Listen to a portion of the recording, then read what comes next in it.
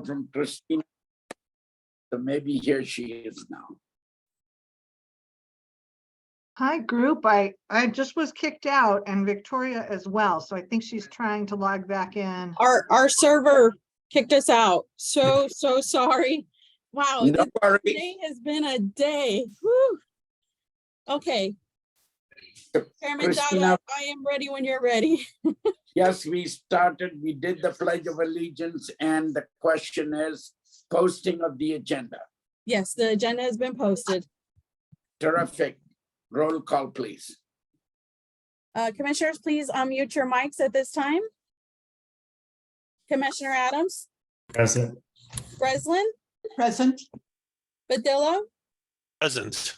Burke, Present. Corcoran, Here.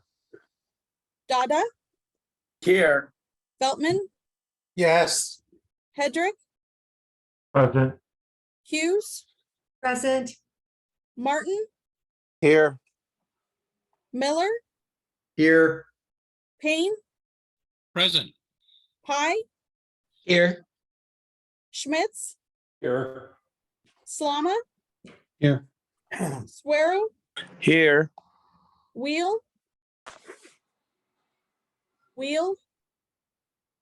and Wiseman. Present. We have all but one commissioner with us this evening. perfect, Christina. I would like to see if we can was prepared by the staff.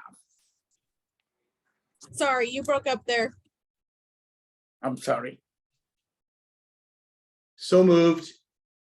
So we have a point and a second to accept the agenda as presented. Christina, at this time, do we have anyone from the public to make public comments?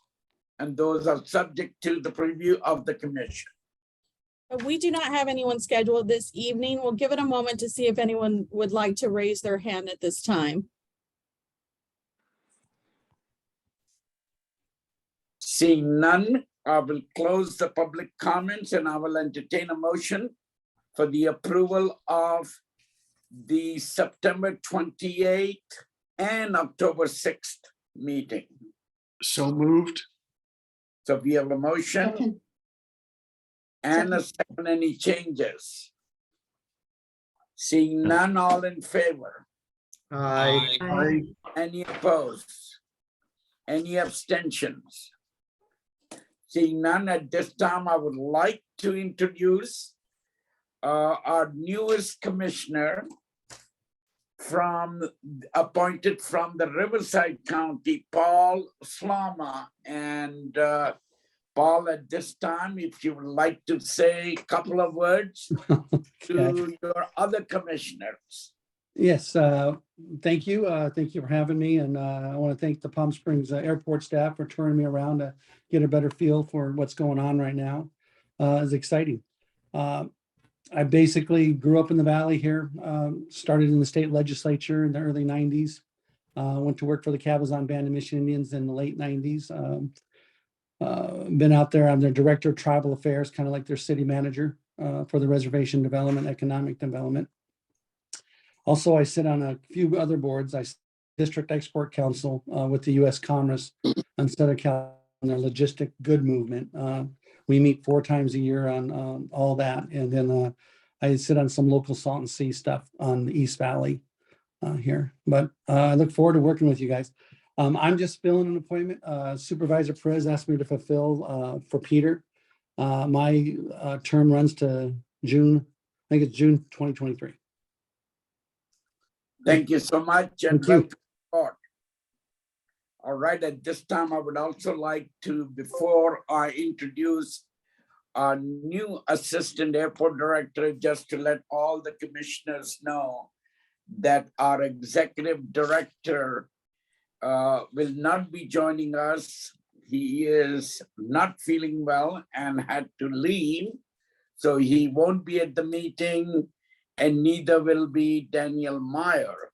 So any commissioners have any questions for either one of them, you can absolutely express it. Staff will make notation And Christina has promised to get back to us in writing first part of next year. Having said that, Jeremy Keating, you have few minutes to introduce yourself. Okay, well, thank you. I appreciate the introduction, and I'm really excited and super happy to be here. Just recently moved here from Bullhead City, Arizona, and kind of been working in the aviation industry, boy, over probably 24, 25 years. Started off in the pilot program. I have my private helicopter license, and kind of worked my way into aviation management, got an aviation management degree, and been kind of working all over the country at different airports, from airport operations to airport management. And this seems like a great place to be. Super impressed with the staff here and the board, and just excited to be here and hoping to meet all of you. Welcome aboard, Jeremy. Thank you. We also have with us our interim assistant city manager, Teresa Gallivan, and everybody knows Teresa. So Teresa, would you like to say a few words? Thank you for the opportunity. Wish you all happy holidays and welcome to Jeremy and our new commissioner, Paul. Look forward to all that we will get to do together in the new year. Thank you. Thank you. And you can chime in anytime you want, just to let you know. So having said that, we will move on to item number 8, discussion and action items, the airport art tour update. Chairman Dada, this evening we have with us Art Commissioner Gary Armstrong to give us an update. Please. Hello. First of all, I'd like to thank Victoria and Christina and a gentleman who was on the tour that I don't see here for organizing everything. It was very, very helpful for the Arts Commission, and I know Adam from the museum felt the same thing. I'm going to make a very quick generic assessment or an audit of what we saw, and then some solutions that we discussed on site. The first thing we sort of noticed is that the art, the majority of the art really wasn't as cited as best as it could be within the location. And I would even venture to say the majority of the artwork, the airport was not its original intent. There were a lot of pieces that seemed to be donated to the airport and the museum, and they happened to be placed there, as opposed to having an artist create something that was specific to that location. A lot of it didn't seem to put the art in its best light as well. So one of the things we discussed is reciting a lot of the pieces that were in there, and also then creating a lot of new pieces as well. The one thing that really Gary, you're freezing up, so you may want to turn your video off. Gary, if you can hear me, you may want to turn your video off. You're frozen. Give it a moment here to see if we can get Gary back. okay. I am so sorry. I have IT coming over right now. It sounds like it's actually our Wi-Fi that keeps going down. No worries, Should I keep talking? please. Yes, Okay. please. One of the other things that we discussed was putting in, as more of an immediate thing, is putting in a mural. And one of the areas we thought would be appropriate for that is along the walkway to the other area, sort of across from where the John Kennedy bust is. There's an area between the two bathrooms there, this big wall that would be perfect for a mural. And behind it is this wonderful vista of the mountains and the palm trees. And we've had great experience with the murals in downtown Palm Springs, where they are interactive. There's one down by the Rowan Motel where they're the angel wings and people take their picture there and they stand up next to it and they get group shots of it. There's another one by the, I think it's Sephora on Palm Canyon, where people take a picture of it and it's very postcard and pop and nice and bright and engaging. And we think something like that might be interesting to do in this space between the two bathrooms. It is not a historic area over there, so we should be covered with that. And we plan on discussing the concepts for that at the next Public Arts meeting in January. We also discussed doing some pieces in front of the museum where there's currently landscaping, and I know you're rethinking a lot of the landscaping there. We think that'd be a place to do some nice, big, bold pieces of artwork, because again, it's engaging and it would give the art a place to breathe, as opposed to some of the artwork that's just sort of shoved inside. We're very sensitive to the idea that while we were there at, 1 o'clock in the afternoon, there wasn't a lot of traffic. And we do know there are times of the day when there is a lot of traffic, a lot of suitcases. So we don't want to do anything that will create obstacles for the passengers. Yet we want something that makes the passengers that are waiting for their flight, gives them something to look at that's engaging and shows the greater Palm Springs community in its best light, which is what I think all public art should do. One of the other things that we're trying to do with public art right now in the area is engage and get local artists involved. So there may be something we could do with the mural where we engage local artists, and the mural changes every year. It doesn't need to be a static mural. I think a lot of murals can be temporary art, but the location is expected of something new and vibrant and different each time. So we could maybe do one mural where somebody's from Palm Springs, and maybe another, a year later could be somebody from Indio. The next year could be somebody from Desert Hot Springs, and just show different aspects of the community in this one piece of location. That's, as I said, is beautifully framed. And then the last thing that we really discussed was the band Booty, which we had, I presented, I believe, 2 meetings ago for you. And it was a 21-foot piece that was 4 feet wide. Well, it turns out that the artist has actually said that that's 3 separate pieces. And the one piece that we will have access to is only 7 feet long. So it's not going to be as massive as the 21-foot piece. And when I believe I was with Victoria and we were discussing this, and we thought the same location we intended would work well for that for right now. Just know that I personally believe that when we put something as part of a permanent collection, it doesn't need to be a permanent location. So we can move pieces around. And I think that as the museum is growing and being developed, that artwork is a great place to either give a point of interest where there may be some construction happening, or where you may be doing changing a traffic pattern where you want artwork as well. Did I miss anything from the people who were on the tour, or are there any questions? Kevin? I guess, Ken, whatever. We also talked about possibly painting the benches. Yes, the benches will probably be something we'll be introducing later in the spring. The challenge with that one, as I said, is when we do the benches, we solicit the designs and then the artists do them. So we have to figure out a way to get the artists in there to create these benches on site through security and have a custodian with them there all the time. So we just Can I speak to that issue? I mean, that was a kind of a throw it on the table while we were walking, and I have some deep concerns about painting the benches. And I think it needs a lot more deliberation and collaboration between the Arts Commission and the airport. It should not be sort of taken to the Arts Commission, decision made and then brought to us, and we have 5 minutes to discuss it at a commission meeting. I'll just remind everybody that the painting of benches downtown, those can be blocks apart. They're not all lined up together. We have, I would guess, somewhere between 20 and 40 benches densely located together. And I think we need to give this a lot of thought before we just have artists come in and paint benches. We need a plan, or we may decide, in fact, that it's not appropriate. I have deep concerns about this. Thank you, David. I have a question. Any other comment? Please. Yeah, I have a question. Go ahead, Scott. Thank you. Gary? Yes.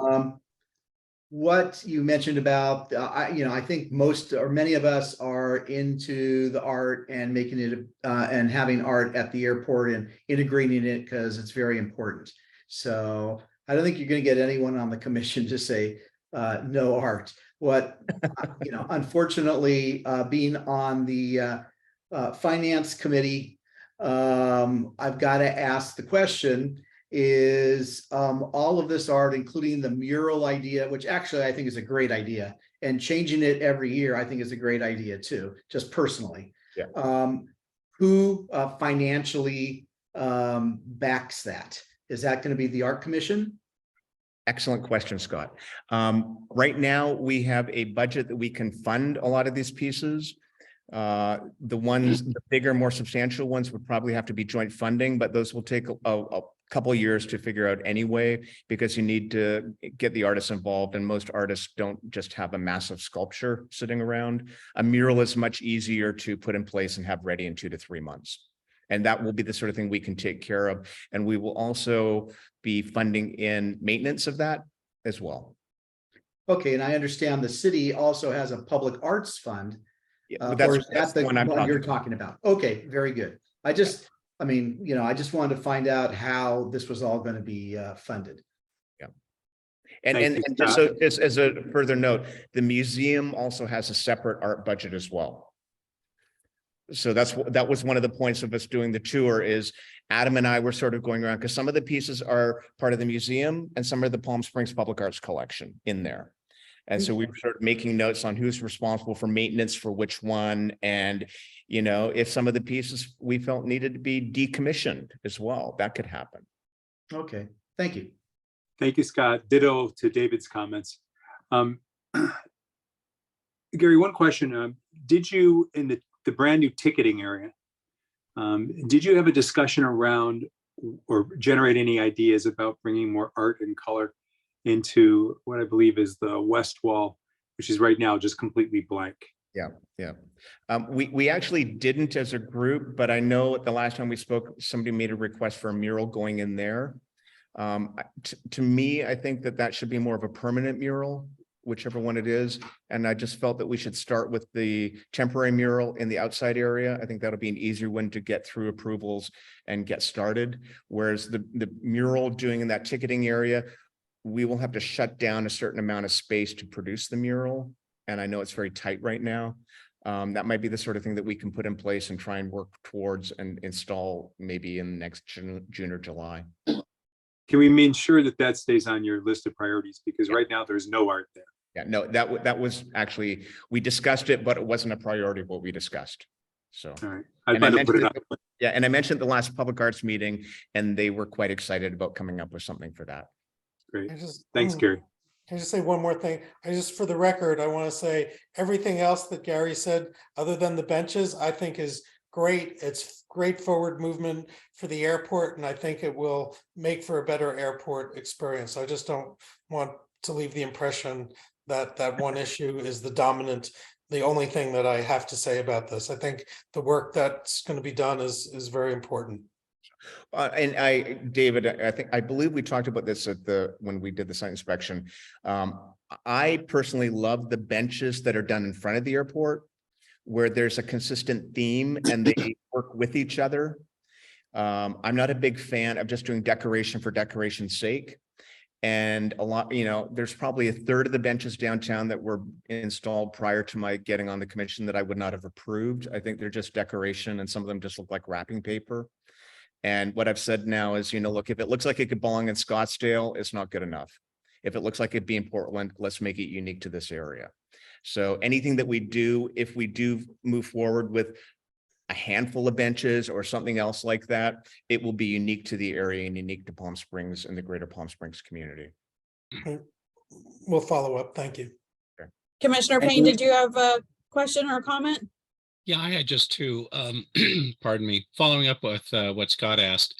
Victoria, is there an airport budget line item for arts at all, or is it completely zeroed out or non-existent?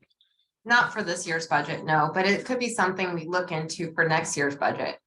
Got it. Thank you. And then Gary, how do you tie everything together, right? I mean, art is very subjective. So you talked about theme, and clearly you probably, look at all the people on the call right now, double that, you'd have probably the number of opinions about what should go where, right? What's your sense of using the airport, and how should the theme of art at the airport be established and then maintained? I think you know where I'm going, right? It's a complex, potentially complex thing. So what's the best way that you've seen to come to a consensus? Do you mean process or overall design intent? I think design intent. I think the look and feel, if you will. Yep. I think everything in the airport should be engaging, but also celebratory. I think people need to see what they can expect with being in the Palm Springs area and remind them of what they enjoyed about coming to this area. So I think it should be, as I said, engaging, celebratory, and playful. I don't think it should be too serious. I don't think it should be political. I think it should be, as I said, I'm good with all that. Yeah. But there's 3 pieces of art in front of me. Who gets to pick? This one goes, this one stays, this one we can't do. What's that process? Oh, so that's process then. Again, you mean the pieces that are in the airport now? If we want to get, okay, so if it depends on who owns them, and if there was any sort of legacy intent with them, there's some pieces that were donated to the art. They were donated to the gallery and the museum, and the museum put them in the airport. I'll make it really simple. Let me try again. Okay. Can the airport director say, I don't want this in my airport? Of course. And I do want that in my airport. Who gets to say yes or no? We would not commission something if you did not approve it. Okay. So we will bring you into that process. We will make strong recommendations and why we think it's best. We will make recommendations on why we think this artist is best. If we get to the point where you say, no, we hate that, and we say, no, we love it, we will try and find consensus. But, it's the way I look at it is it's your home, and you're not putting something up there that you don't like. Super. That answers the question. Thanks. Okay. Any other questions for Gary? Gerald. Just more of a comment, just to remind everyone that we are a Class 1 historic status building. It's a mid-century design. I would hope that's also relevant in these decisions. It is. The building is mid-century, and as I said, it's designed. But if you look at the ethos of mid-century design, it's all about entertaining. And as I said, it's about celebratory. And that's why I was getting those words of, indoor, outdoor, celebratory. The portion of the building where we're talking about doing the mural outside is not necessarily a part of the historic component. So we can deal with that one. As I said, it will be anything that's appropriate for Palm Springs. Thank you very much. So we're well aware of that. And at the same time, we're aware that it is mid-century, but there's other design ethos within the Palm Springs area that is not mid-century. And so we always have to ensure that everything is fully integrated. Commissioner Miller, did you have a question? I just was wondering if there was any discussion on the art commissions, or when you had the tour, if there was going to be more than just what I would consider traditional art. Some of the airports that we've gone through, one in particular, San Francisco Airport, has display boxes that have more than just printed art or painted art or murals, and brings more entertainment and liveliness. I've seen crowds of people stop and really look at these displays. And I was wondering if there's any possibility or thought about moving some of that into the Palm Springs Airport, because I think that would be helpful, knowing that the San Francisco Airport is much bigger than the Palm Springs Airport is.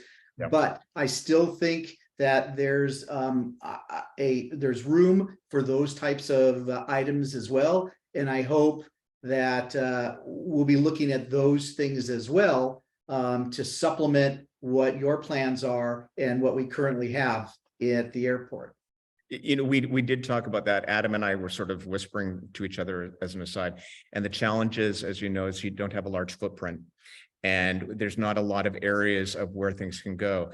I did say, I think to Victoria, when they were talking about redoing that eating area on the upper level. And I looked up and I saw those sort of parachute material scrims. And I was like, God, you guys should be doing projections up there. You know, get these old movies, do a light display up there. That to me is a place where you can do something really engaging, particularly if that area is where people are waiting for their flight. Get a lighting designer in there and do something really amazing. So I think something like light displays and light design is a way to go. We didn't get to that point yet, but we did discuss the limitations. So we're aware of it, and you know, we're doing the best we can with what the materials are right now. But Well, do thank light you. display up there. It's amazing. Okay. Commissioner Wiseman, do you have a question? Yeah, I thought I'd add, I think it'd be great to really think about places where people queue or are waiting as ideal places to get art in, because it helps the wait time feel less substantial as well. Yeah. So, you know, obviously there's a bit of challenges with the logistics and the layout of places to manage, but you could think about things near the baggage claim area as an example of a place where people are standing around twiddling their thumbs and could really use a distraction. So.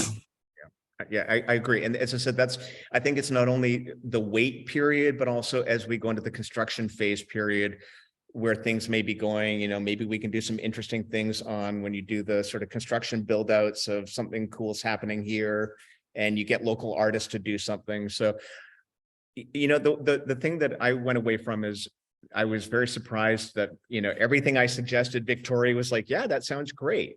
And she's like, we love art. And I think our two commissions just need to work together, honestly. And, you know, I don't think it needs to be so negotiated at NATO sort of thing. And Commissioner Armstrong, the important thing is as these ideas come up from the Art Commission, that you share them with Terry, and then we can meet with you or and other commissioners to discuss how that fits in with the master plan as we move on. Yeah, exactly. And that was one thing we discussed about moving the Chihulis into that other terminal area where the currently the Regional crushing concourse. inertia is hanging. And we all sort of said, yeah, that's a great idea. We need a plan on that. And then we need to figure out how they're going to be displayed, but we just know they can't stay where they are. Thank Great. you so much, Gary. Any other questions? I just have two final things, and I don't know if this is appropriate or not. Is one, as I said, I'll follow up with Christina on the site inspection with the two artists for the crushing inertia, so that they can see that terminal again and just get a sense. And then moving forward on the band booty, the 7-foot piece that we discussed about placing right the minute you walk into the terminal. Yes, we can work on that. Okay. And then Christina, you'll follow up with me? Thank you so much, Thank you. Gary, for sharing all of this with us, and your time means a lot to the commission. Great. Okay, so Thank thank you. you. Okay, bye. Having Thank you. said that, we will move on to probably Victoria regarding the Palm Springs Art Museum loan extension. Actually, we have Director of Community Economic Development, Jay Verardo, with us here today to go over his staff report with the commission. Perfect, Jay. Show Thank is yours. you. Hello, commissioners. I'm the staff liaison to the Public Arts Commission, and thank you, Commissioner Armstrong, for answering all the hard questions probably already. So let me frame this. This agreement has to do with just the 7 pieces that are on loan to the city that are on display at the airport currently. And you have those art pieces in your staff report where they're listed. This agreement has been something we've done with the airport and the museum since 2009.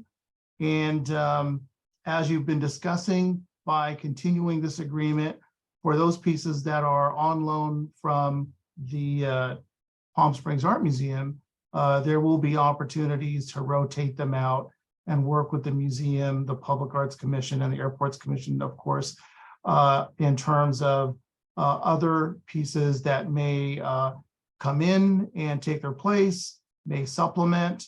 And so there's definitely different possibilities with that. The purpose of us seeking this approval from you tonight is just to confirm that you'd like public art and this agreement that we're going to bring forward to the city council to be cited at the Palm Springs Airport. And as Gary mentioned, any changes and updates or modifications to what's currently on display would be worked out with the Airport Commission. And so as it's proposed right now, the agreement we're considering would extend the display of art pieces at the airport for an additional 5 years. And there is an option to renew for an extended period of time as agreed to by the city, the airport, and the museum. And so if you have any questions on that, again, these are for just the 7 art pieces that are on loan from the museum. And of course, you know, those could be rotated out and supplemented in different ways. Thank you. Commissioner Payne, you have a question? Yeah, we're going to do construction and be moving things around, Jay. I'm just curious on insurance, if any of the pieces were damaged in any way or, unforgivable, destroyed, are these insured by the commission, by the city, or by the airport? How would you handle that? I believe the way we have it in our agreement, Commissioner Payne, is that the city provides the insurance. So it would not be airport, it would be city. Thank And you. it could very well be, since it is through an agreement that involves the Public Arts Commission, it may include art commission funds, although we typically self-insure for a lot of the public art. So Do you have any sense of the 7 pieces, what the total value is? I do not. Okay. Yeah, I'm sorry. That's okay. Thank you. Any other question for Jay Barata? Seeing none, Jay, thank you so much for joining. Commissioner Miller, you have a question? Yes, I just wanted to find out, is staff okay with this agreement, airport staff? Yes, Harry reviewed the staff report and he approved. So in that case, do we need a motion? No, we do not. Okay. Any other questions? Jay, thank you again for joining us. We move on to item number 8C, and I believe, Christina, we have the vice chair, Fred Bell from the Palm Springs Air Museum joining us. Yes, sir, we do. Hello, can you hear me? Yes. Yes, we can hear you. Excellent. Okay. Well, I just wanted to take an opportunity. We haven't come before the commission on a briefing since about 2019. Goes back that far before COVID, and just give you all an update on some things that we're working on. We have finished the F-117 hangar and expansion that's open. That came online in November. That got picked up by Aviation Week, CNN, and some of the nationals. The exhibit itself is doing extraordinarily well because it's such a rare artifact. And so, but that is wrapped up, and we were about 1.5 to 2 years behind on that because of the COVID shutdown. So we're kind of happy to get that in our rearview mirror. We're in the process of now focusing on the rebuild of the front end of the museum, which will include the new entrance, 300-seat classroom, theater, rebuilding our restrooms, and dealing with some of the challenges we have because the original design of the museum over 20 years ago, we kind of outgrown that. That's a $3 million expansion. We are finished with conceptual design and are working on the interiors now. I anticipate that the those plans will go to planning and to building in May of this coming year.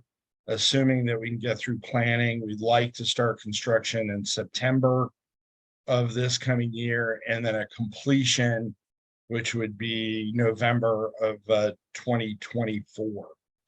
We're also working with Victoria on a south expansion where we're trying to expand about 2.5 acres to the south.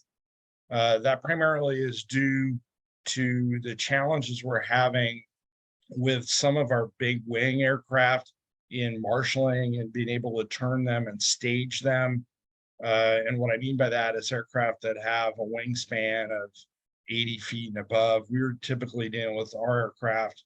Largest aircraft we have a wingspan of out to 110 feet. So we'd like to get that expansion done. That is in building, and we're waiting on the response from the FAA and moving forward with that. I mentioned Disney. We have the Disney aircraft, and at one point we were under a do not disclose thing from Disney because Disney unveiled that airplane at D23 in August, September timeframe. We did tell the staff that it was coming, but now obviously cat's out of the bag. The exhibit that goes along with that airplane is open. There's a documentary that will go along with it that ties nicely into early Palm Springs and Walt's time at Smoke Tree Ranch and early Palm Springs. That'll be available in opinion with that here as soon as we get all the legal done. So probably in about 90 days, and then we'll have that stuff done. We are in the process of also acquiring in the collection early Palm Springs aircraft. I don't know if anybody remembers Forrest Bird with Bird Products. We've acquired his Cub. We've acquired a Sinatra Lear, and now we have the Disney G1 as well. In February, we'll do Women in Aviation, which is the gala, and that will be featuring women in aviation that are pioneers or women that are, we have the first Hispanic women in space, women who ran the Johnson Space Center, some active duty ladies.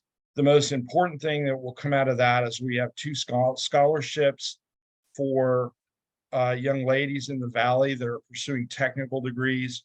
One of them is from Desert Mirage, and she's going to Embry-Riddle, and that'll be a 4-year scholarship, a technical degree.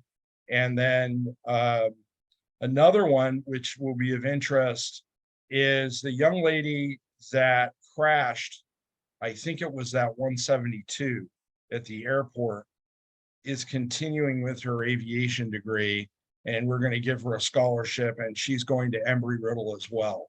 So that is, we think that's great that she's continuing to pursue her aviation, a real triumph. She was severely injured at that crash right in front of the fire station here. So that's a real story of perseverance. So we'll be highlighting her work. And that's, I mean, we're continuing to grow. Right now, we're running about 21% ahead of prior year, which was an all-time best. And we're continuing to see fairly heavy visitation. And I always look to AFTAB to tell me how the chairman, how the hotels are doing. And I think we're tracking along with how everybody else is doing in the area right now. Visitation is fairly heavy. But that is where we are to date. And as I said, I come in front of you guys all periodically, and I haven't done it in 3 years. So, and we've had a lot of changes since then. So I'm open to any questions. And again, Fred Bell, you and your team have done a marvelous job putting that air museum on the world map, and congratulations to you and your team. Well, thank you very much. We appreciate that. Commissioner Payne, you have a question? Yeah, just curious, Fred, you've increased, just like the airport has, your attendance And I'm curious, are there any trends you can relate to us around? We've got growth in this particular type of visitor, more families. I'm just curious if there's any trends that you think are interesting that we should know about. Well, we will be updating. We do a visitor point intercepts survey, so we are updating that. So I'll be able to give you demographic information and a lot of other stuff here in the first quarter. But anecdotally, it looks like we're seeing a lot more families and kids, and our group size has gone way up. So we seem to be dealing with larger and larger groups. Our workload on schools is much heavier than it was pre-COVID as well. So that's kind of interesting, but I think the family component is what's really driving our increases, much larger group size. The last time we did the survey pre-COVID, we were seeing an 8-night stay in the Valley as our majority of people that were doing it. And what that tells us is those are people that are in like long stays, and we're an add-on to a bunch of stuff they're doing, the Living Desert or the Art Museum or whatever. It'll be interesting to see when we do this survey to update it, what that comes out, how that comes out, if it's consistent. But we'll start that here in about 2 weeks. Thank you. Any other questions for Fred Bell? Commissioner Miller, you have a question? Yes, thank you. Hey, Fred, I need to also echo what Chairman Dada said.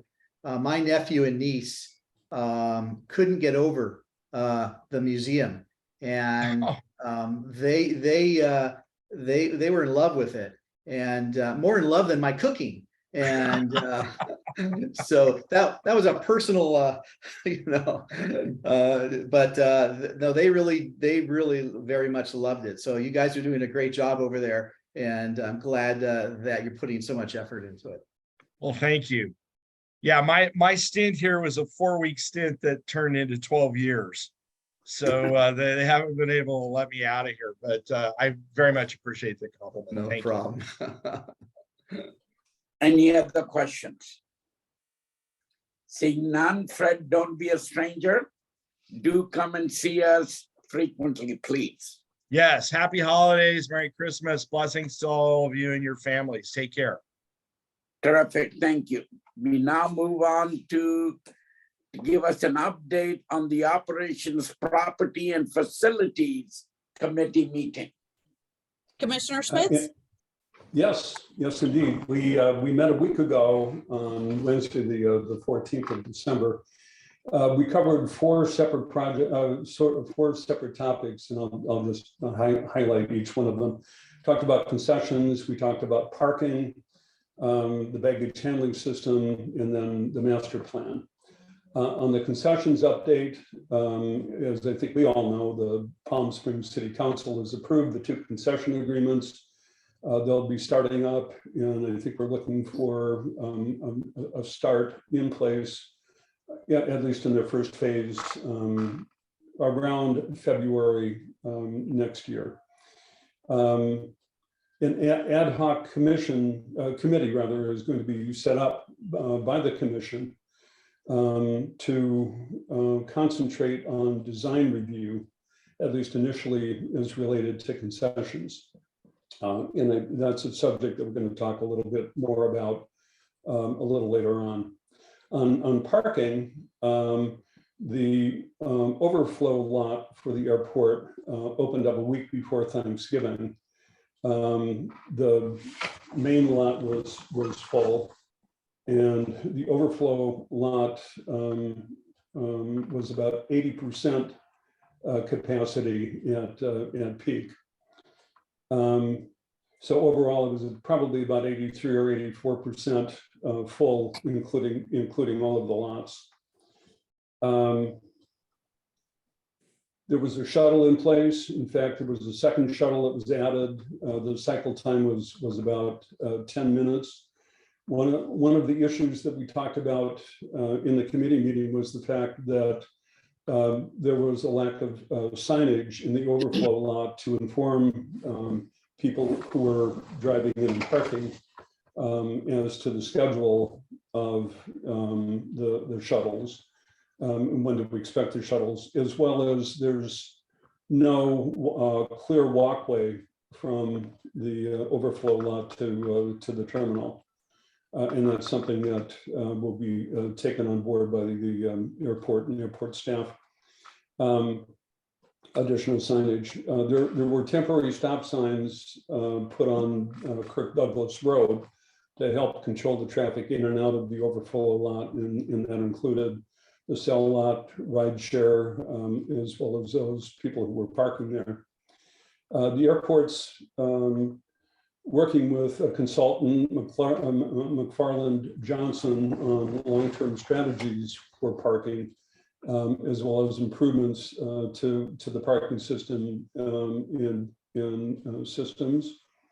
And there's an RFP that's going out for parking lot design, including an employee parking lot, moving ride share and taxis to the main lot, Lot A, roadway improvements, and advanced technology. On the baggage handling system, we discussed the fact that there was a bit of good news, and that was through some additional adjustments that had been made. The throughput on the existing baggage system was increased by about up to 30%, and that helped during peak. And that also meant that manual labor was not required. It stands by just in case, but it was not required. There's an RFP that's being developed for design of a new inline departures baggage handling system to replace the flawed system that we currently have in place. And the capacity of the new system ultimately is going to be sized to accommodate a new 20-year forecast of baggage requirements. It's unlikely that any bit of the existing system can be incorporated into the new system. And it's most probable that the existing system is going to have to be torn out and completely replaced. We talked about at least an order of magnitude estimate of $20 million for the new system. And both TSA and FAA have discussed participating in funding for the new system. And then the Operations Committee through Commissioner Payne has requested a closed session for the February commission meeting to go through with the city attorney the current legal issues and if any legal action might be in place for the existing system. On the master plan update, negotiations are currently underway with the preferred consultant for the master plan, and the results of those negotiations will be presented according to the airport staff in January to the commission. And as with design review, a separate ad hoc committee is being planned, drawing from members of the airport commission to review the master plan as it develops. There was just one other thing which was of concern, and that was in the public comments part of the agenda, a representative of the USO stated that military personnel staying overnight were concerned that their personal gear might be taken by apparently homeless people in and around, or maybe even sleeping in the airport. And airport staff said they'd take this on board and perhaps make it an agenda item. And that's my report for the meeting that we had on the 14th. Chairman Dada? Yes.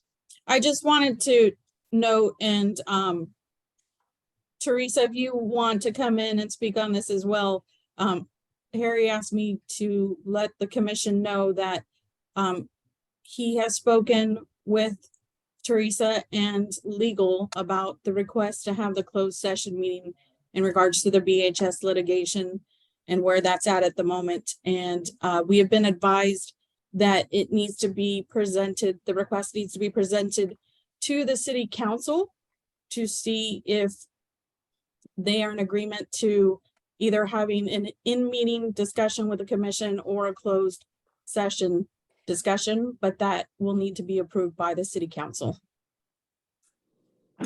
Christina, should I go offline to work with you and Harry on how to make that request to city council?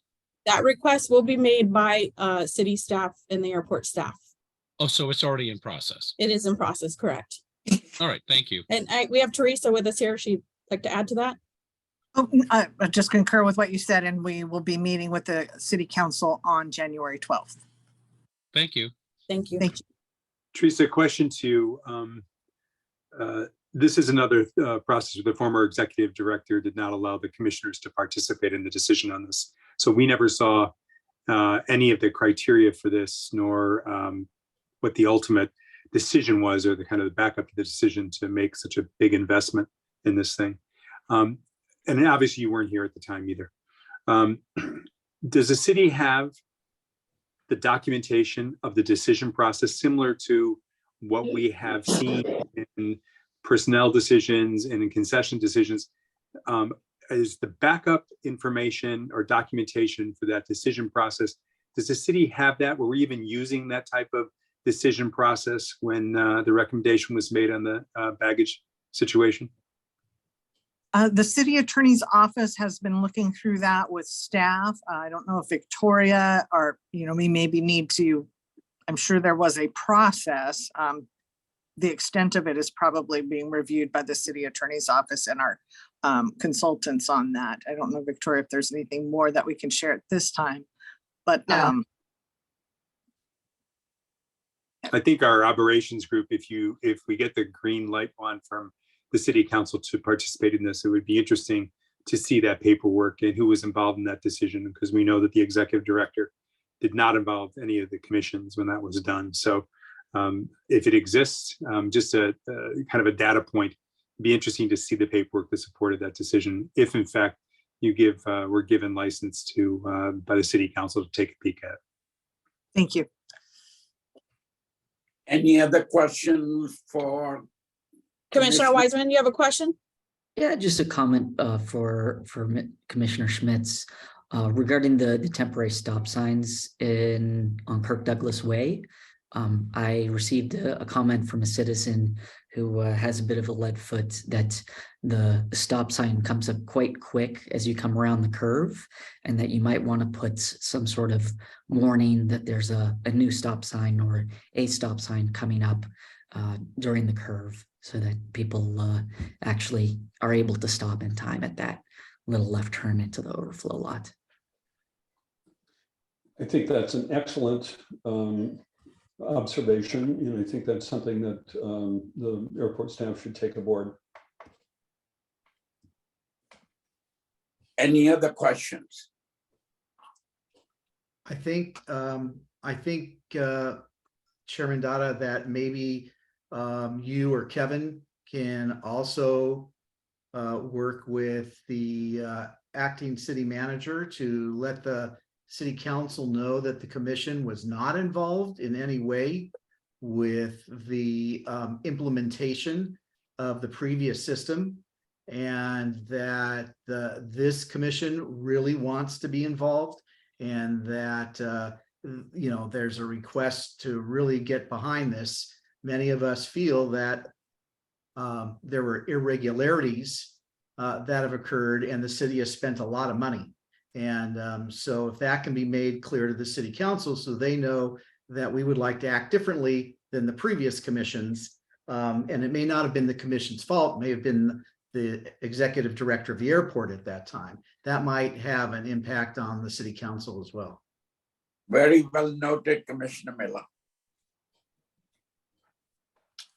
All right. We move on, and again, Commissioner Schmidt, great report. We are moving on to 8E, formation of ad hoc design review committee And that's the committee that is going to work with two of the new vendors that the city will be contracting, which will be Parodies and Marshalls. And I have appointed Vice Chair Kevin Cochran, Commissioner Burke, Commissioner Feltman, Commissioner Payne, and Commissioner Weissman to be the 5 commissioners dealing on that. And just to thank all 5 that have committed to work with the city staff as well as the 2 selected RFP provider. And Chairman Dada, we will need to take a vote on that formation of that ad hoc committee, please. All right. I will make a motion to appoint the 5 just named commissioners for the ad hoc design review committee. I'll second it. Okay. So we have a motion and a second. Any further discussion? Should the Not- protocol wise, sorry, Chairman Dada, should the people that are being appointed to this, should they abstain? No, you do not need to abstain. Okay, thank you, Christina. You're welcome. All in favor? Aye. Aye. Any opposed? Seeing none, we are also forming another ad hoc committee, which is for the master plan review committee. And I believe Harry is not here, but my understanding is they're gonna be a total of 9 individuals that will be participating in that from different parts of the city. And I have appointed myself as well as Vice Chair Cochran, as well as Commissioner Hendrick, and also Commissioner Miller. Those are the 4 that have agreed to participate in the long-term planning ad hoc committee. Having said that, Christina, do we need a motion for that too? Yes, please. All right, Commissioner Hughes has made a motion, the first. Do we have a second? I'll second. Thank you. any further discussion? Seeing none, all in favor? Aye. Any opposed? Thank you, everyone, for doing that. And now we're gonna be talking about 2023 future meetings coming up. And my recommendation to this commission is that rather than meeting every month, which in my opinion is a huge burden on the airport staff. So I'm requesting that we narrow down and we can cut down to 5 meetings a year. And again, if we have to, we can always call a meeting anytime we want. So the months that I have come up with, and again, this is just a recommendation, January, March, May, September, and November. Would love to hear any comments. Comment. Ready? Chairman Dada, I also agree. I think 5 seems to be a good number, and knowing that we can be nimble and create a committee meeting if needed. Thank you. Commissioner Badillo, do you have a comment, question? Well, yes, I respectfully disagree. We just have too much going on with current issues and also former issues to be able to really cut back on the number of meetings that we're having. And so I respectfully would continue having monthly meetings. Thank you. Any other? Commissioner Dada, Chairman Dada, is there an ordinance that says how many meetings we're supposed to have or not supposed to have that we're supposed to follow? to the best of my knowledge, it's 100% up to the commission to do that. That is correct. I might suggest, and then we'll take more comments, but I might suggest that since we're discussing this, well, not the first time, Chairman Dada has brought this up before, but maybe we add this to the next agenda and we take a vote on it to give everyone a chance to maybe have a moment to think about what Chairman Dada has proposed. And I thank you, Christina, and I respect every one of you. But keep in mind, preparing all of that thick stuff on a monthly basis, that's a lot of time and energy for the staff that they can dedicate towards customer service, customer experience, and on and on. I have a question. Christina, is there a chance you guys might be able to just like detail for us what the hours involved are so that we're more informed on this decision? I don't keep track, but as we add more committee meetings, as we have been this last year, and now ad hoc meetings, it's taking much more of my time and staff's time to prepare for those meetings, but I don't have an accounting of the hours. But it is taking a majority of my time at the moment. Okay. I just wanted to remind the commission that we do have subcommittee meetings, and now we have 2 ad hoc groups as well. So I'm supportive of this because it's not just 5 meetings.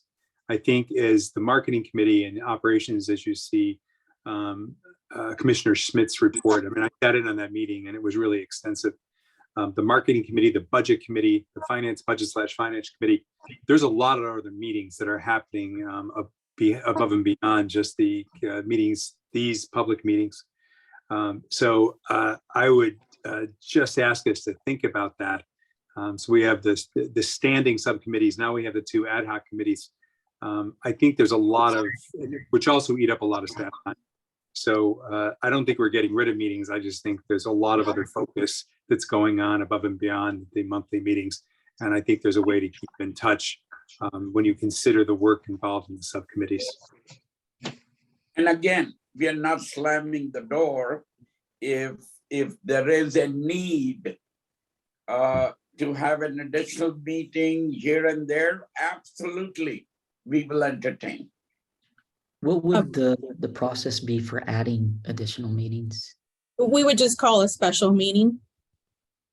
How It would be, would we determine that one was called? Does it go to a vote to call a new meeting? Or if someone would like to propose a special meeting to add an agenda item, they could email Chairman Dada and staff, and then we could evaluate that item and then determine if we should call a special meeting for that item or items.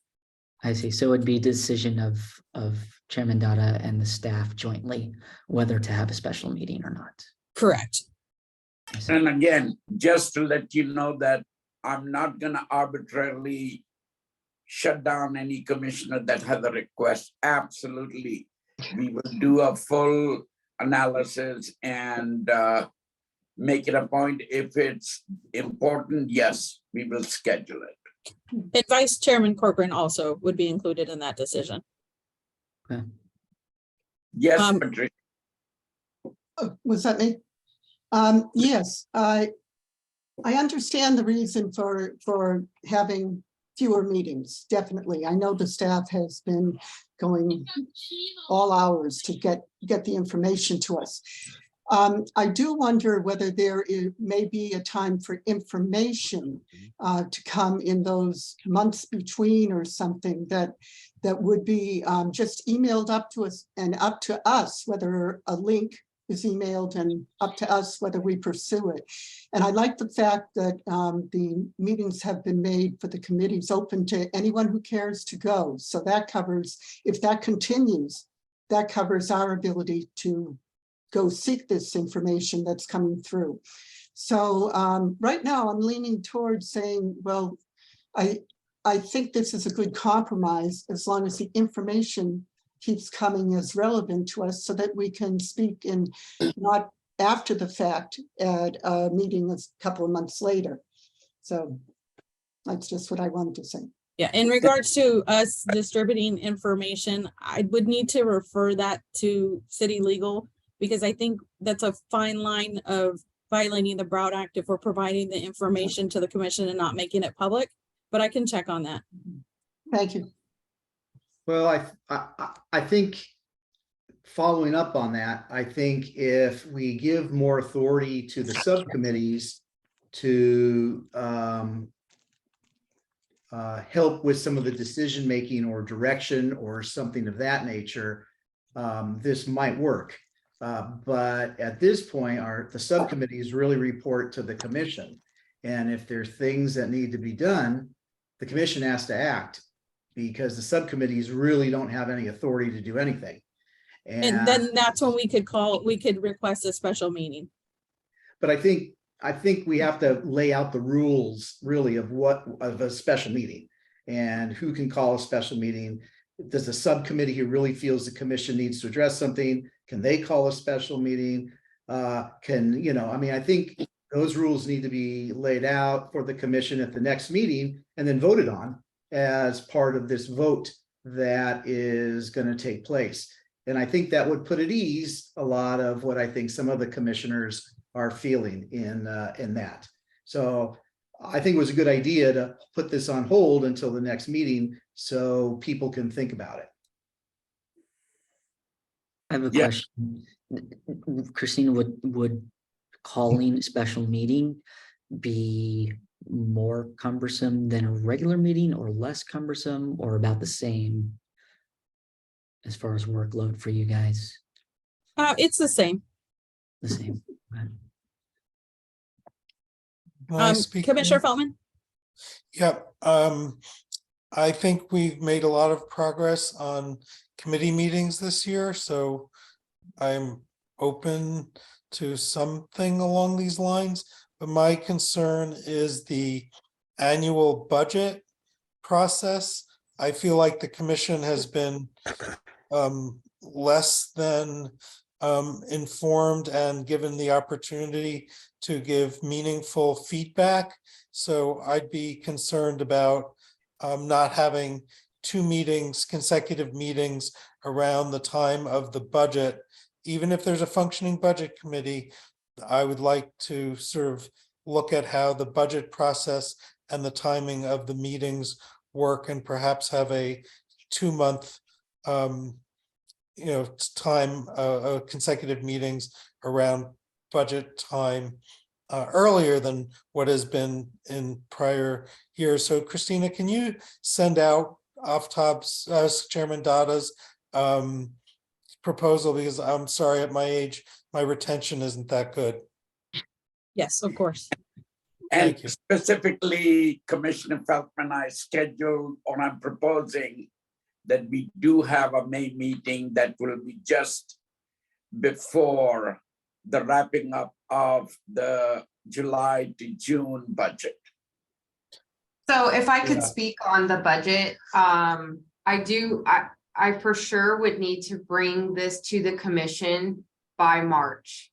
So the March date that you have on there, I could work with that, bringing it to the commission by then, because we're going to start doing our budget season, or start preparing our budget in January, February, and probably having most of it nailed down by March. So that would be ideal to bring it to the commission then. That's why the meeting's proposal is March and May. Commissioner Hedrick, you have a question? I understand why Chairman Dada wants to do that. Christina, Commissioner Payne's had his hand up for a while. Okay, I'm trying to get to everyone. I'm okay. I'm okay. The point is that the airport is slowly becoming a larger entity than the city. And particularly over the next 20 years, as we double in size or triple in size, whatever that hypothetical number is. And as part of this process of looking at meetings, I think we all should look at and start discussing with council just how the airport is governed. So I'll just throw that out, and thank you. Commissioner Payne? Thank you. I think it's not a good idea, honestly. There are a lot of things that are going on, as other commissioners have stated. I think I've never worked with or ever knew an airport of any size that met less than once a month. And most of them meet twice a month. There are a bunch of things that, we need to fix. There's a lot of master planning we need to do. You're in the middle of a huge concession overhaul. There are a lot of challenges that I think we want to weigh in on. I guess the way I would approach it is, if it truly is part of the staff, when you work at an airport, you report to an oversight board. That's just the way it is. That's part of your job. And what I would suggest is, and I'm happy to help, take a look at, well, what is the burden? Where's the time being spent? And I think that a much better use of Teams, getting off of Zoom, and using Teams channels to be able to share information, both private and public, would cut down significantly on the burden that staff feels that they have. I think there's a lot of improvements we could make in how we do things. That would cut down and streamline our process. But I have to say that, you got to meet monthly. There's no other way around it. That's just the nature of the beast. But I certainly would like to meet and have a longer conversation around oversight. And I would hope that we can put oversight on our agenda for January when we physically meet in person. I think we should have a hybrid meeting, in-person hybrid, if you don't need to come all the way into Palm Springs Airport, but we should talk about oversight, because that's one of our challenges, is what is the role of the commission and the subcommittees. I don't think the subcommittees need to be public. I think that they could be working groups, and that would cut down on some of the burdens that Christina has when it comes to the subcommittees. And just a clarification on a comment Kevin made, Todd, I don't think we've ever had the marketing group meet, have we? We absolutely have. And as you recall, John, it is an ad hoc committee. And When was the last meeting, Todd? I don't have it in front of me, Commissioner Payne. So, and Daniel's not on this evening, but we can certainly get back to you. And if you read the update that Daniel or Christina sent out, we are planning to have one based on when we get the next logo implementation in front of the stakeholder group. And I believe he put February or March in there as a placeholder. Okay, I think, and would ask Christina to confirm, but I don't think we've met as a marketing committee like we do with the operations and budget committees for at least a year or two. So I can tell you there were. It has not been 2 years, and it is the nature of an ad hoc committee to meet when necessary. So there were 3 meetings in 2021, January, June, and October. Okay, great. But that was the last meeting in October 21. That is correct. Okay, thank you. So I think we need to keep monthly meetings. Thank you. Thank you for your comment. Anyone else? Seeing none, are we planning to bring this back for our January meeting? We have 2 options. We can vote on it this evening and I can take a roll call vote, or we can take a vote on January, give commissioners a little more time to have some time to think it through. And then if it is voted in January, then we would go to the next meeting in March. What's the pleasure of the commission? I would respectfully say we wait until January so commissioners can think about this and talk about what their feelings are. I would agree. And I'd also agree. like, I I'd also agree like as well. to be involved. I think the executive director needs to be involved on this one. Yes, I agree. Good point. All right, so we will have discussion on the agenda item for our January meeting. Having said that, do we have anyone from staff to do a marketing update?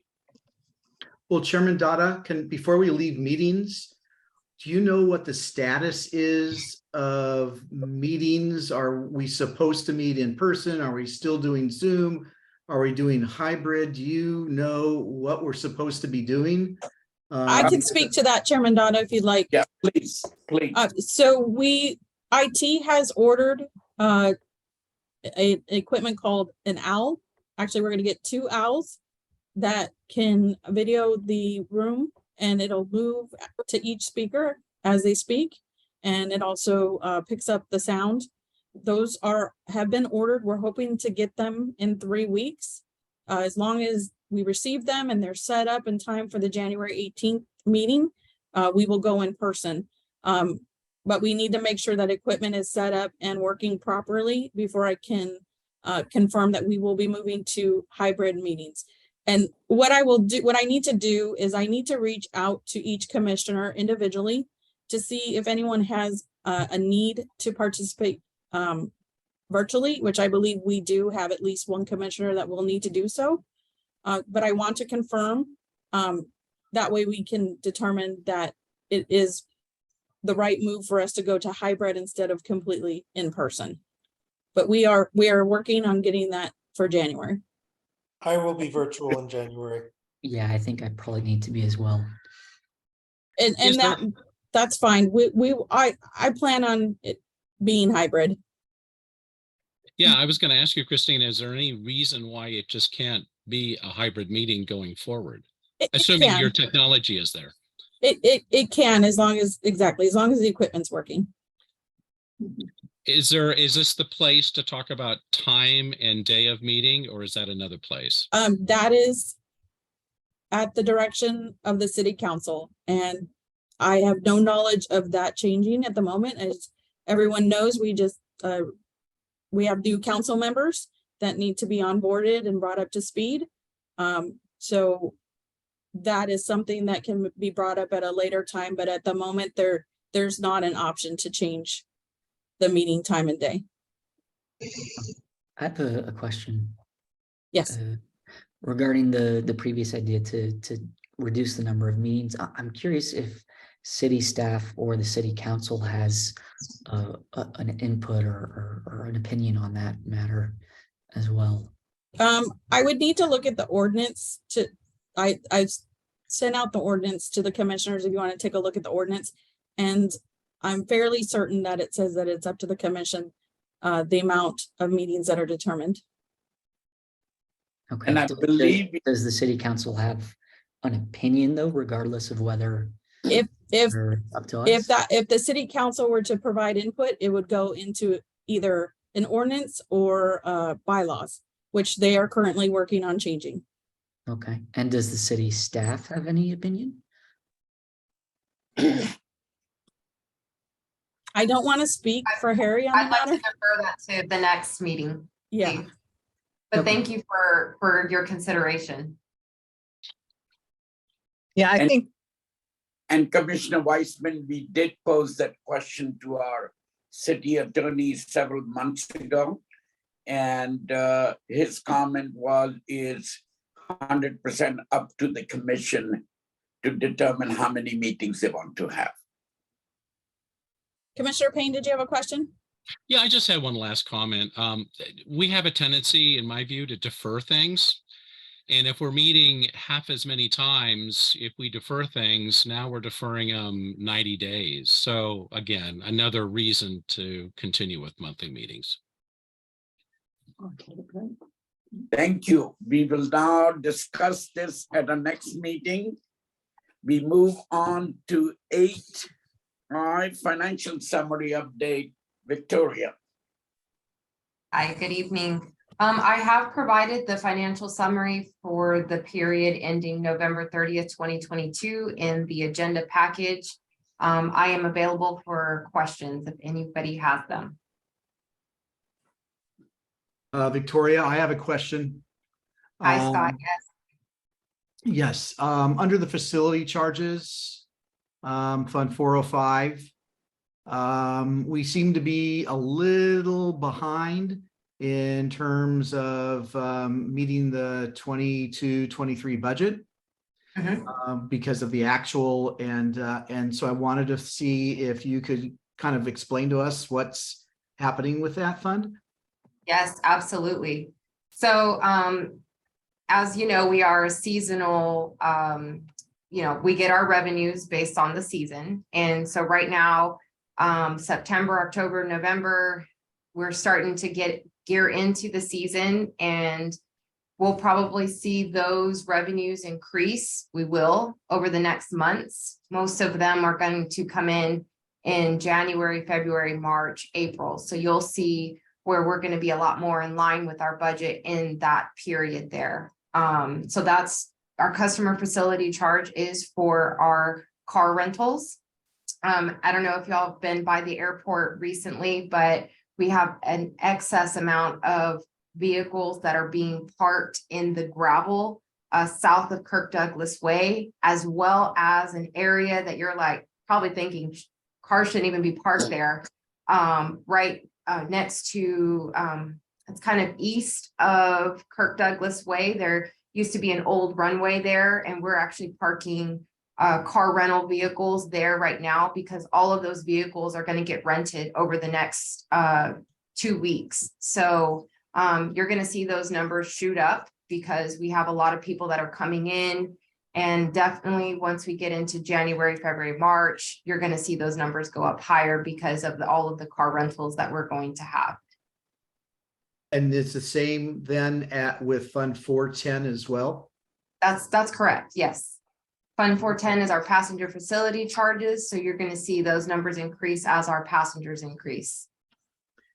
Okay, yes. I mean, at some point, I think, I know that Commissioner Feldman and I have talked with you as well as others about how we can somehow put in a seasonality type of illustration to show, how we're going to make up for what this is. And so I'm looking forward to the previous conversations and what I think Commissioner Payne found out about that specialist, that we can somehow add that because it looks like we're behind. You're talking about the Tyler Venus specialist? Yes, yes. Okay. So, And another thing too, just to give you an update, finance has created the forms that we talked about for the quarterly forms. So the Budget and Finance Committee is going to be receiving an email just showing a draft of this is what it looks like. So then at our next Budget and Finance Committee meeting, we can discuss if there's any adjustments that need to be made to that. So you should see something hopefully within the next couple of weeks.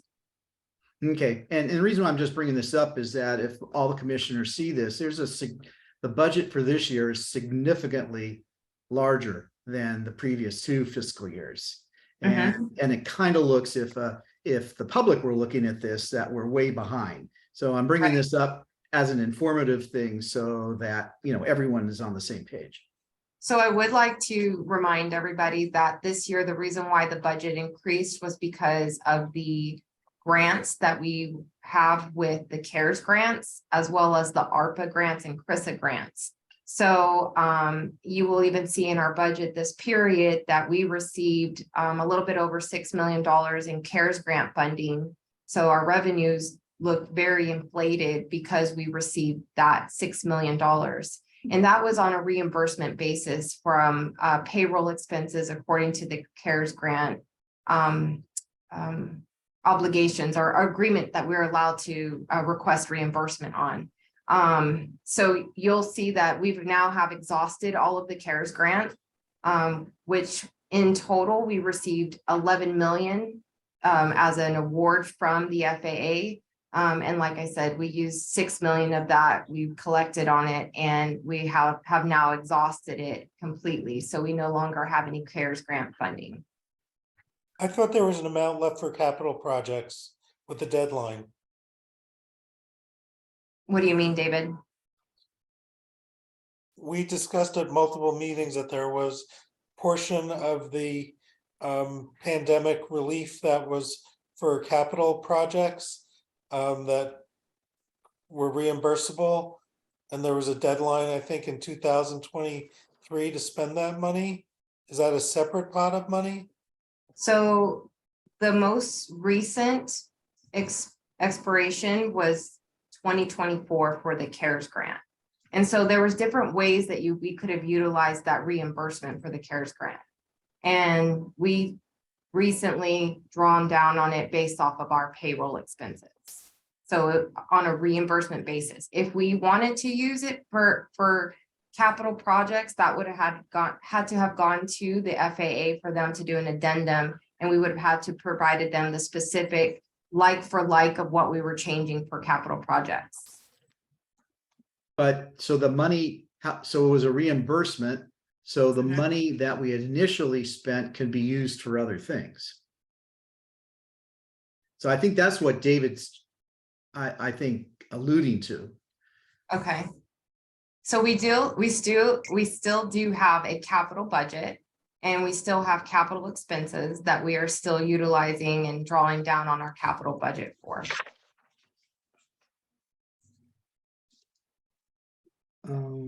But not the CARES Act funds. As far as the Maybe- CARES Act funds, is that what your question was, David? Yes. So we have exhausted the CARES Act funds.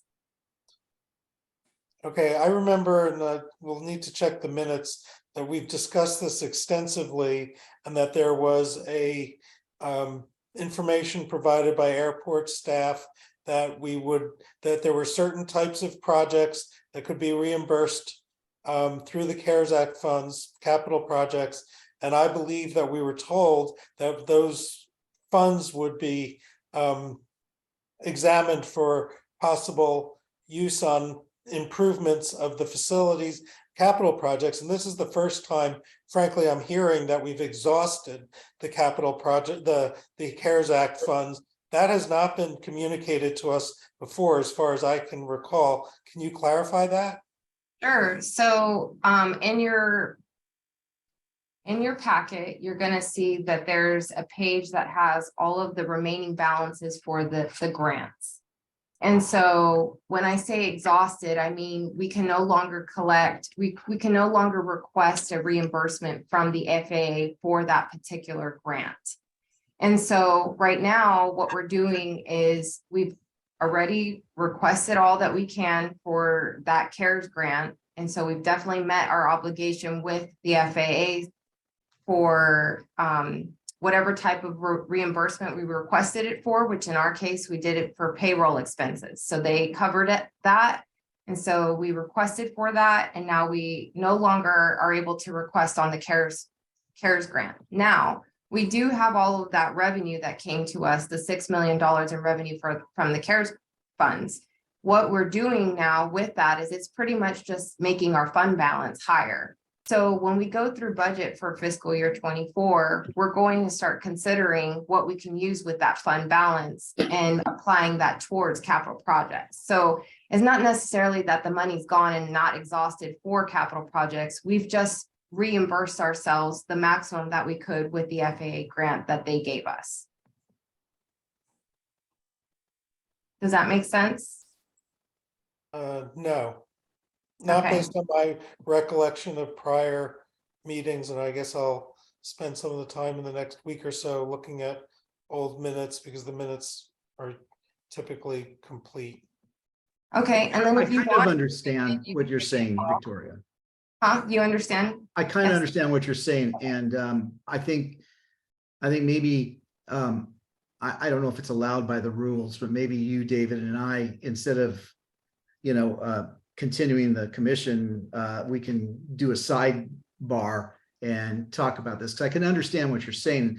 It's how I thought you had said it, but David may be thinking of a different thing, a way of, I think it was approached differently, and we'll go from there. I also understand what you're saying. Okay, but we could definitely talk about it at a later time. We can go over it together. Thank you. Victoria, just to clarify, the CARES money went to payroll, correct? It was to keep people employed, was it not? Or did it go someplace else? So there was an option for payroll expenses that they would reimburse us for that. And so all of our different expense accounts that we have here, like security, police and fire, and some of our maintenance and admin, that was, the CARES grant was reimbursing those costs to us to keep, the airport afloat. But Which was in it our- labor, or was it labor and other things, or not labor, just other things? Labor and benefits, like salary and benefits. Right, right. And so it's fair to say the $11 million went to labor costs. Correct. Okay, Yes. thanks. All right, if no other questions, we move on to 8J, Projects and Airport Capital Improvement Program Update. Victoria, who's going to do that? Give us an update, knowing that we don't have our airport director this evening. Go ahead, Christina. So Harry provided his executive director report. So at this time, if anyone has any questions, we will make note of those questions and Harry will address the questions, and I will get those to the commission at the beginning of the year.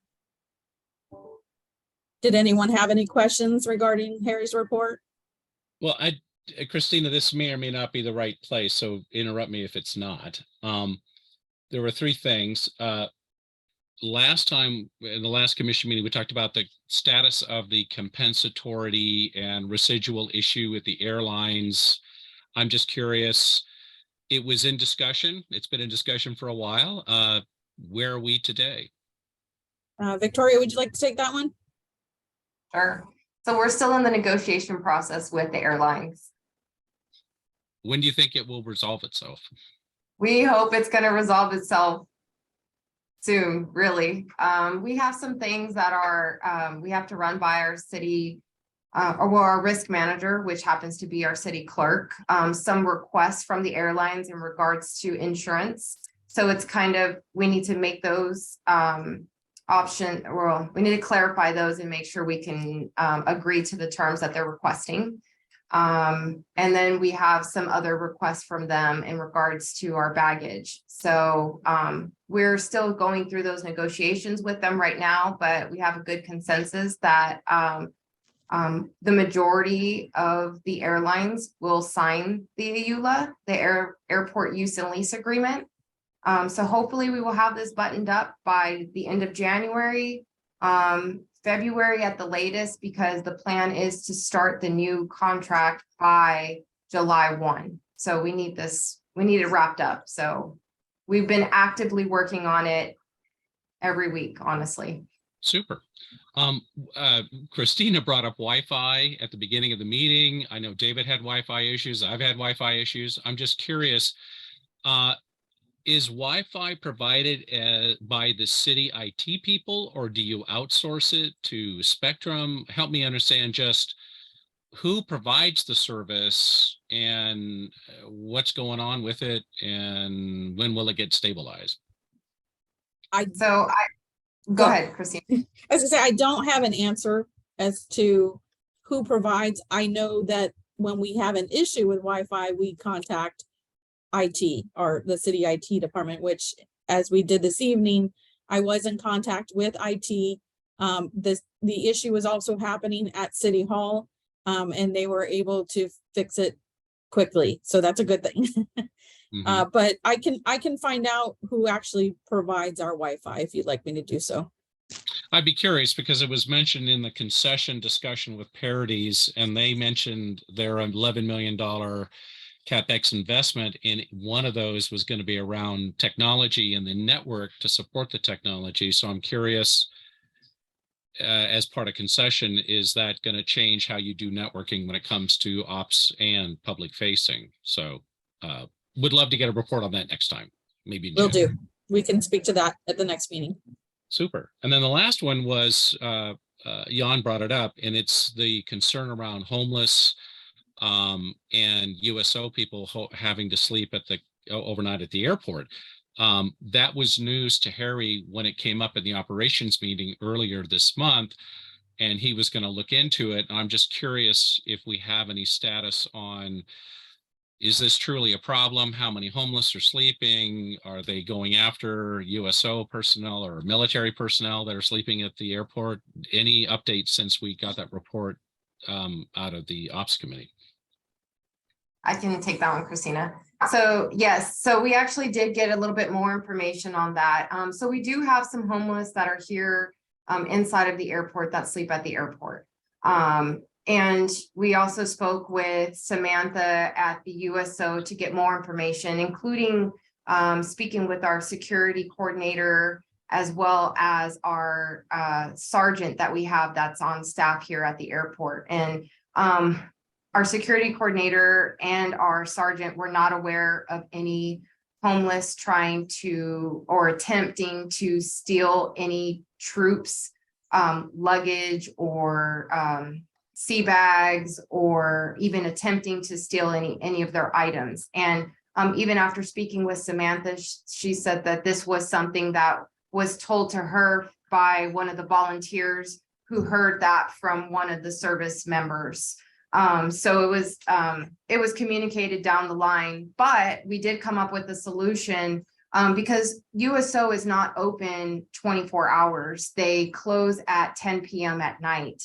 And so what we've coordinated with Samantha from USO, and she's spoken with her volunteers, is that anytime that there's going to be a service member that happens to stay overnight at the airport, that she can give our airport control center, which is open 24 hours, a heads up and let them know that that some USO is going to, or troops are going to be staying at the airport and sleeping overnight.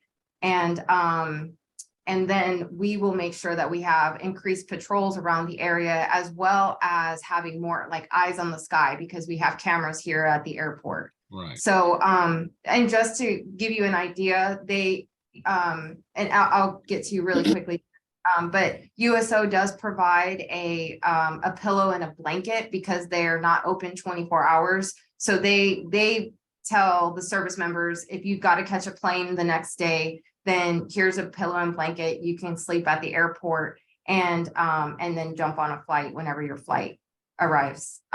Ken? So, it would also be helpful if you coordinated with SOS Rides on that, because sometimes we don't get Marines down until after 10 o'clock. Because they're not released until 8:30 or 9. And so therefore they don't go through the USO. I mean, I dropped off, I guess, at least 10 Marines last week after the USO had closed.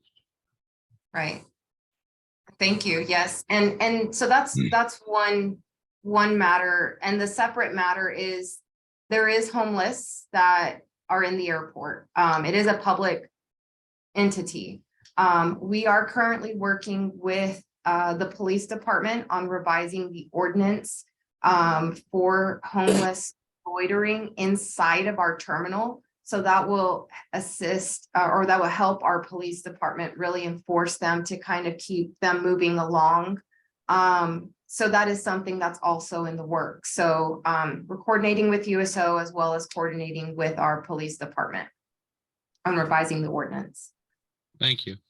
Yes, Victoria, I'm just, the airport's it's a public facility, but it runs under different laws than City Hall. And the FAA is pretty clear, as well as some other government entities that say, I mean, how are we preventing homeless from preventing them, if they have free reign in the airport terminal, from getting into the sensitive areas that they are not allowed to go into?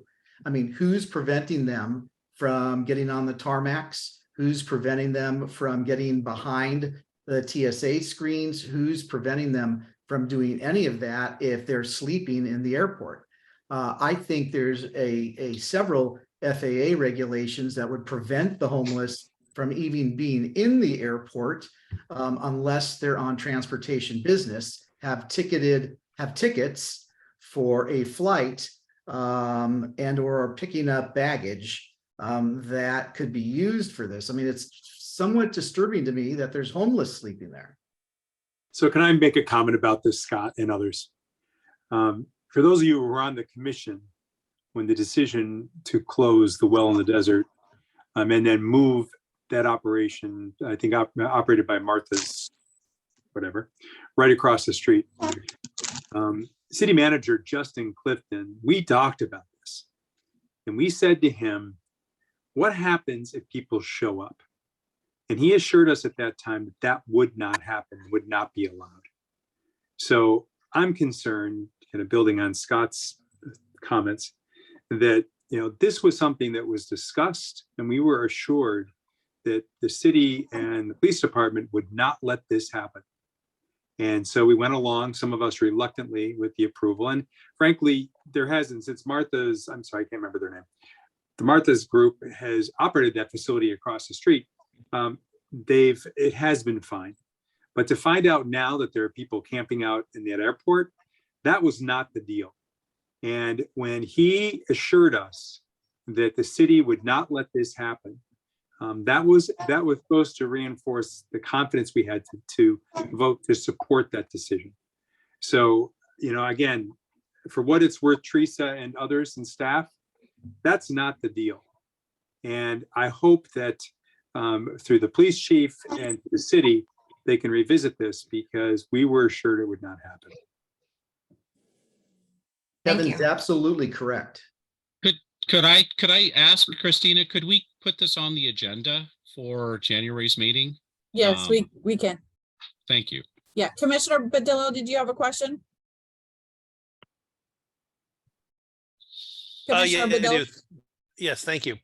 With regard to the servicemen that are sleeping at the airport, cannot we work with, or the USO work with local hotels just at least to get them in a room? It just seems unfair that they're having to sleep at the airport. I mean, they protect us, they fight for us, and so to have them sleep, like that, it just doesn't seem right. Chairman Dada, what say you? Well, Go ahead. if I may interrupt here, Chairman Dada and several other hotels have agreed on a space available basis to provide free hotel rooms. However, a lot of the Marines, and I drive 2 to 3 times a week, and mostly at night, want to stay at the hotel because they have want to stay at the airport because they have 5:30 flights. I had a 5:30 flight this morning and I arrived at 3:45. They're afraid that they won't be able to get to the hotel, to the airport in time. They'll be late. And, there's a question about getting transportation if you're at the Hilton or at the D or any place else at that hour in the morning. So they actually they turn down hotel rooms and prefer to stay at the airport. Commissioner Schmitz, I believe you had a And I agree question. with you. Commissioner Schmitz, did you have a question? I saw you had your hand raised a moment ago. No, it was just to say that when we had the operations committee meeting, Harry said it would be placed on the agenda. So I'm happy to see that it will be placed on the agenda. And then Commissioner Wiseman, you had a question? Yeah, Commissioner Hendrick, did they get cots or anything like that? At least? No, they sleep on their seat bags and whatever. The ideal thing is to get volunteers who'd be willing to keep the USO open at night. Because the USO is only, a couple hundred feet away from the terminal. But, you've got to get people who are willing to staff it at night. Commissioner Feltman, you have a question? Yeah, when we put this issue of the homeless in the airport on the agenda, can we have the city attorney and a representative from the police department, senior representative from the police department, either the chief or one of his deputies on available for us to discuss this? Otherwise, we're just going to be talking about it. I will see what I can do. Good idea. Any other questions? And just let all the commissioners know that I do work very, very closely with Commissioner Hendrick, and we have provided complimentary accommodations anytime there's a request. Every So time. do they know that they can request? And is it socialized somewhere that they have that option? I would have to speak with Samantha about that to see if she's aware of that, with the Samantha with the USO. But, you know, I wasn't aware of that, so it's good to know. Maybe we could, you know, sidebar, Aftab and Ken, and just so we can get that information to Samantha with the USO, so she's getting that out to any Marines or military members that are connecting there at the USO. It would be great to have the USO in that update on homeless too, in addition to police and the others that were already recommended. That would be helpful. But we tell, for those who use SOS Ride to come down, we tell everyone about it. And I'm the one that arranges the rooms. Great. Thank you, Ken. All right, any other questions? See, none, I believe we have none item 10, 10A or 10B. And any questions any commissioners have for 11A, 11B, and 11C?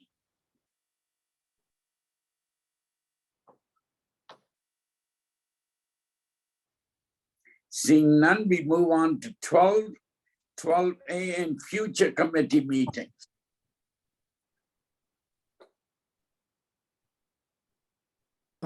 Chairman Dada, would, Yes. because we've all recognized, or we know that there's going to be a new council, 3 new council members, I think. Or is it 4? They've already been sworn in. Right. 2 of them. 2 of 2 them. of them. Okay. Would it be fruitful for our commission to maybe request that they revisit the possibility of having a council representative come to the meetings as they used to in the past? I know that the council has been thought about doing that, and so I was wondering if you, as our chairperson, could maybe request that, and or maybe have a joint meeting so we can understand where the direction of the new council is going, since the majority of them will be new. Yeah, you know, you have a very valid comment, and I don't recall, to the best of my knowledge, a councilman joining our meetings. Yes, we always had our city manager join us.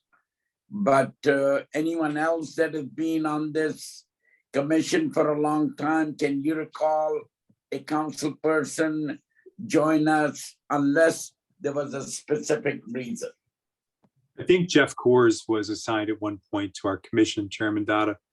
And I know that this is an issue above and beyond the airport commission in terms of how they're going to deploy resources and how they want to engage in commissions. So I think, you know, making them aware of our interests is one thing, but I know that their onboarding processes, and 3 are incumbents and 2 are new. They're about, I know in the onboarding process, this is one of the topics they're working on, but I think making them aware that we're interested in this is probably a good idea. But they've not made, I mean, they're really just getting into stuff now. And Teresa, I don't know if you could do color commentary above that, but I know it's something that's on their agenda. They just are way, and other issues just getting started. I think that sums it up, Kevin, as well, that, you know, there'll be future discussions with the new council as part of their onboarding process and future visioning. But definitely, I will individually bring up and discuss with the respective council members and get the temperature. Commissioner Badillo, did you have a question or comment? I just have a comment. So, we've had our meeting tonight, and as we see that it's expanded almost to nearly 2 hours. We've also talked about, among other things, the homeless and USO, which originally we were not planning on to discuss to the extent that we had. And so, again, I urge the commission members to really consider maintaining having our meetings once a month. We have too much to discuss and too many topics that come up, as well as many issues that are ongoing, to be able to defer and only have the meetings every other month. I think it is a dereliction of our responsibilities if we really reduce the number of meetings. So thank you. Appreciate that. Any other comments?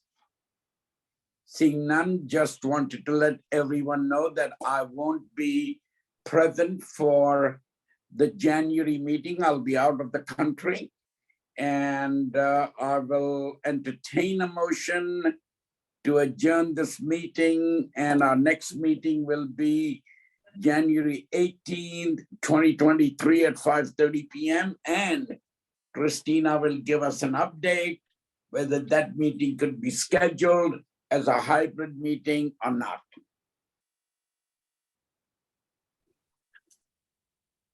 Will do.